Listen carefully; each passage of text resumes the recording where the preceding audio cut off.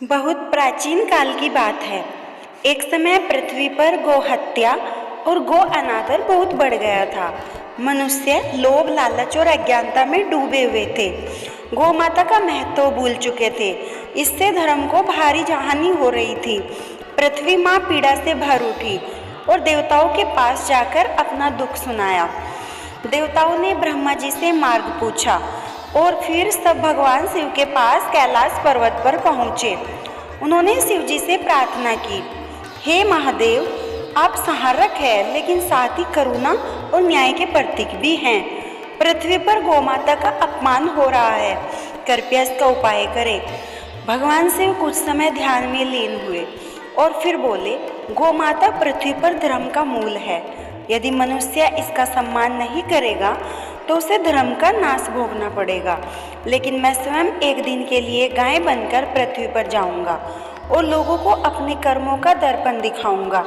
अगले दिन भगवान शिव ने अपना रूप बदल लिया।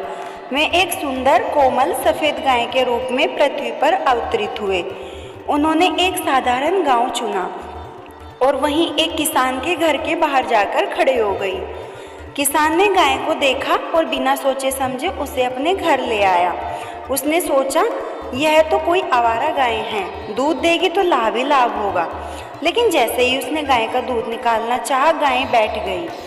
किसान को क्रोध आया। उसने डांटा, मारा, यहाँ तक कि गाय को अपशब्द भी कहे। गांव में बहुत से लोगों ने भी उस गाय का मजाक उड़ाया। कोई खींचने लगा, कोई तंग करने लगा, लेकिन उस गाय के नेत्रों में करुणा थी, मौन थी, सहनशीलता थी। अगली सुबह गांव में अजीब घटनाएं होने लगी। जिसने जिसने उस गाय को मारा या तंग किया, उसके घर में अशांति फैल गई। बीमारियां, झगड़े, धन का नाश होने लगा।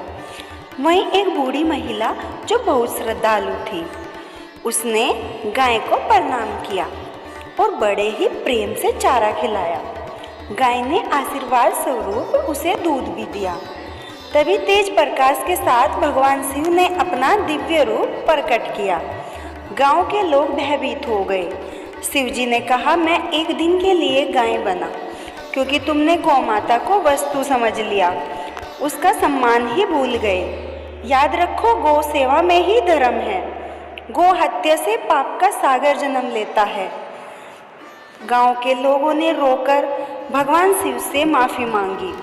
शिव जी ने उन्हें माफ़ कर दिया, लेकिन यह भी कहा कि गौमाता के रूप में मैं फिर कभी नहीं आऊँगा। अब तुम्हारे कर्म ही तुम्हारे फल को तय करेंगे। उस दिन से वह गांव गौ सेवा का आदर्श बन गया। लोगों ने गांव की सेवा शुरू की, उनके लिए गौशालाएं बनाई, गौ हत्या को बंद कर दिया गया। गाय केवल एक पशु नहीं बल्कि धरती पर चलती फिरती माता है। उसमें 33 कोटि देवताओं का वास माना गया है। जो गाय की सेवा करता है वह स्वयं शिव और भगवान विष्णु की सेवा करता है।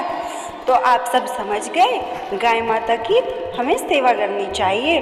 कैसी लगी आपको यह कथा? अगर आपको अच्छी लगी है तो वीडियो को लाइक करें और कमेंट में भगवान जय भगवान शिव अवश्य लिखें और हमारे चैनल पीहू नॉलेज को सब्सक्राइब करें। ओम नमः शिवाय।